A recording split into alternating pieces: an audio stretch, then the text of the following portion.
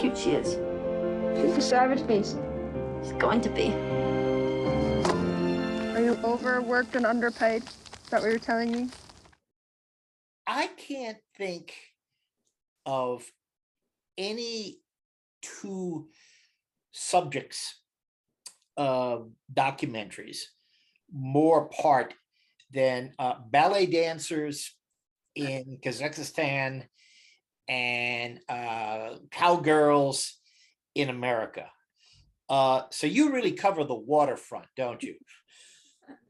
So, I mean, I tend to make things that in some way or another are close to me in my experience. And I was a professional dancer and I wrote my dissertation on Tajikistan.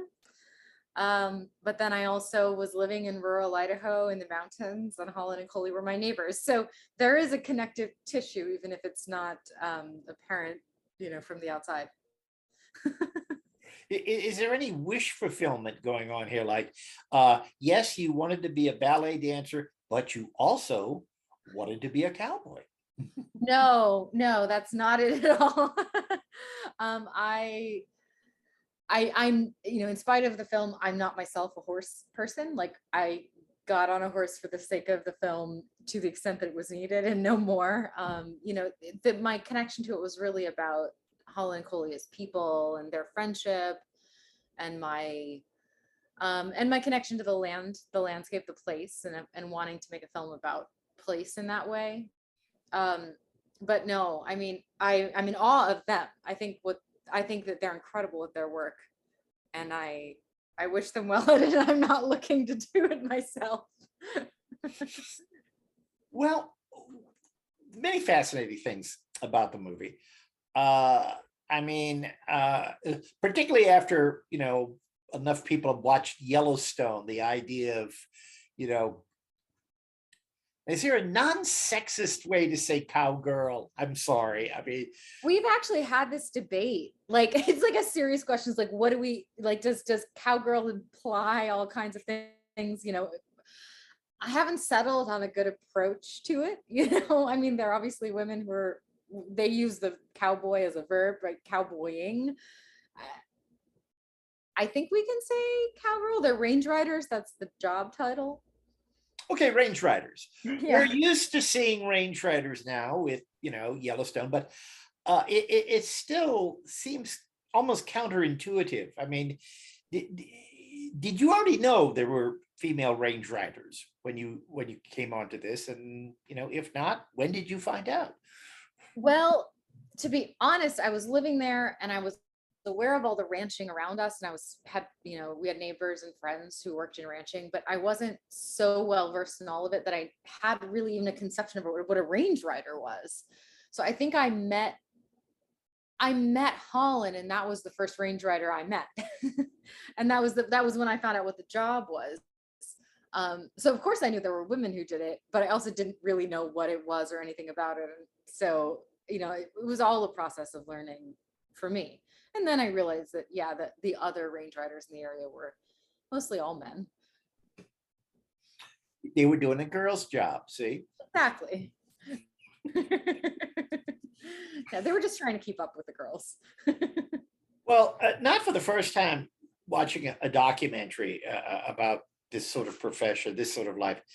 I think, no, they haven't printed enough money to get me to do that. And I'm, unabashed awe, when I look at, of any sex or any sexual orientation, when people can, get on their horses and, lead, for example, cattle to where they probably don't want to go. What is there, you think, in the DNA of women, or anybody, that allows them to do that they have the gift for that? Well, I mean, I think there's sort of two answers to that. Like, the gift for it, the skill at it is like, well, when you're born in a ranching family, you grow up learning a lot of these skills, like from childhood. So you grow up with this, and then they both went to college and studied, agricultural management type stuff. So, so they focused getting those skills. But I think there is like still that question that remains, like it's a seasonal job, it's really underpaid, it's clearly a lot of hard work. Why do you do it? And and I talked to them about that, and I wanted to reflect the answer to that question in the film, because the answer for them was this is my culture, I was born into it, I love this work, and I want to keep doing it. B, I do get a lot like from the landscape, like there's a really hard day's labor and you get to the top of a peak and you look around and you go, wow. And I get home and I feel like I accomplished something. Like I did a good day's work. I finished it and I know I did a good job. So it's that feeling of like accomplishment at something that you're really connected to. And also the feeling of being fed by your own connection to the land, to the landscape. So I realized that was the sustaining force in the face of all the other challenges. And so I wanted that to be part of the film. Well, also, I mean, you do an exemplary job of,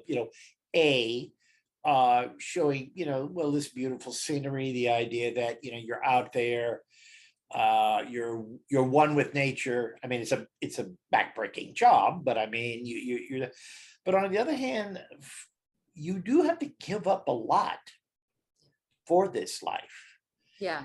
And I don't want to give any spoilers, but near the end of the movie, there is a point where, and nobody dies, that one of your subjects may have to give this up. Mm-hmm. And it's very melancholy. It's very sad.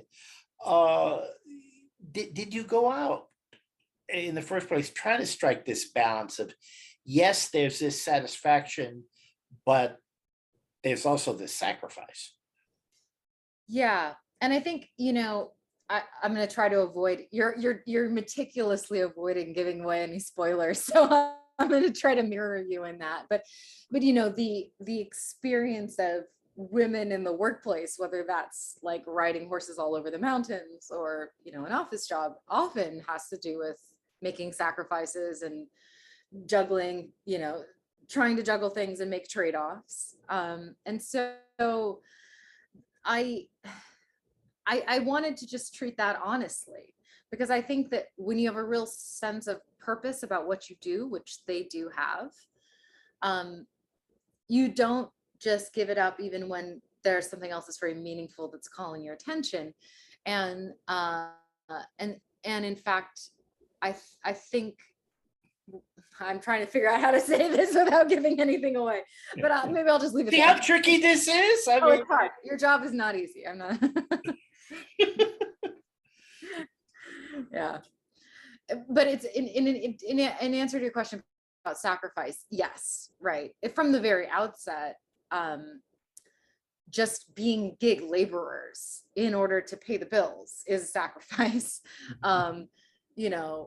All of the tending to the dogs and the horses and the working, 7 days a week, a lot of the time, there's a ton of sacrifice in that. And that's what I think, raises those questions about, well, why would you do this? And I think the answers kind of strike at something relatively profound about how we value human lives and work. And so that's why I wanted to, to build something that gave us an understanding that this is about more than just the gig. I've had to stay in some less than world-class accommodations over the years as a film critic, as a freelance writer, writing for Cowboys and Indians, simply because those were the accommodations that were available. Yeah. And I'm pretty sure there were bullet holes in the walls of one yeah. along the way. But when your two subjects find out, oh my God, the toilet's not working here, Oh yeah. You know what? I mean, it's funny because I think everybody who sees the film, like they notice this and they're like, wow, they're so tough. But somehow like when because I was also, living off grid, living out there, well, humans are very adaptable. We adjust to living in different types of circumstances. And I think a lot of what strikes us is sort of like a shocking lack of certain material comforts. You once you're accustomed to it, you'd happily trade that off for that view and the campfire and all the rest. So that's kind of where they were. They'd been in campers, before in past seasons. So this was like a nice log cabin. Well, it was a roof over their heads. I mean, that was, nice. I mean, it wasn't like they had to stay out in a tent. But still, I can imagine over a period of years, in addition to, cowboying up, they've had to learn a lot of, repair work. I mean, they probably could get jobs as carpenters or repair people, I think the thing about like ranching or agriculture or any of this work is that oftentimes, like, you got to be able to fix so many things yourself, because there's, first of all, nobody to just call up to show up, and then it would cost a lot of money. So I think you do become like skilled in just getting things functioning and just like moving forward, even if it means that you're kind of trying your hand at something that's a little beyond the job description. We've been very generous with your time. One quick final question. What surprised you the most about this lifestyle when you were making the film? About the lifestyle, I think I'm gonna answer because because you have an audience that's probably more in the lifestyle. I think the thing that I really noted and that hit home for me was the kind of gaping chasm between often the job, the thing that you got paid for day to day, and the opportunities to like run it yourself. That leap from, I know I'm good at this, and I know that I can, like, I know if I have the opportunity to do it in a stable way long term and like run my family ranch or whatever it is, it's often much further off than I would like to see it, particularly for two women who I think are amazing, who are clearly very good at their jobs, and who I want to see succeed, right? There you go. There you go. Well, thank you again. Good luck with the film. Thank you.